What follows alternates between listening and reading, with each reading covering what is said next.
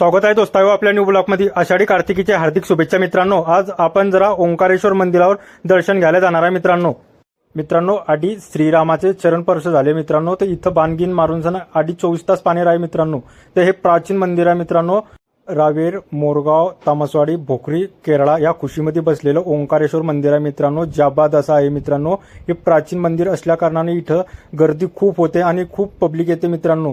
हे एक देवस्थान आहे। श्रीरामाचे चरण स्पर्श झाले मित्रांनो या मंदिराचो। तर मित्रांनो आपण हे पहा गर्दी लाजबाब आहे। या आपण लाईन मध्ये उभे राहिले मित्रांनो। आपण चालले आता पुढे धीरे धीरे, कारण की एकदम फास्ट गेलं तर मित्रांनो कोणाला धक्काबुक्की लागली तर आपल्याला मार पडू शकतो। त्याकरता आपण आरामात चालले मित्रांनो। हे पहा केवढी भली मोठी गर्दी मित्रांनो, लाजबाब अशी। हे पहा मित्रांनो,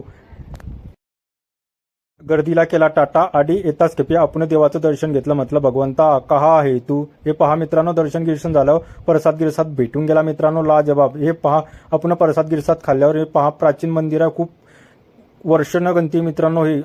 तर हे मंदिराची खासियत मित्रांनो अशी आहे की हे पारंपरिक असल्या कारणानं इथं आपण काही बी साखळं टाकलं देवाला तर साखळं पूर्ण होते मित्रांनो। आणि हा व्ह्यू एवढा जबरदस्त आहे की कुठेच असणार नाही असा मित्रांनो, लाजबाब असा व्ह्यू मित्रांनो। हे पहा पहाड, डोंगर आणि दरे, हे आधी पाणी भोकर नदी वाहते मित्रांनो। ह्या भोकर नदीच्या किनाऱ्यावर बसलेला आहे मित्रांनो। हे आपले जाबाद मित्र आपल्याला भेटले मात्र मित्रांनो, तुमचं असंच सहकार्य राहू द्या। हे जाबाद मित्रांनो मोरगावचेच आहे, एक नंबर।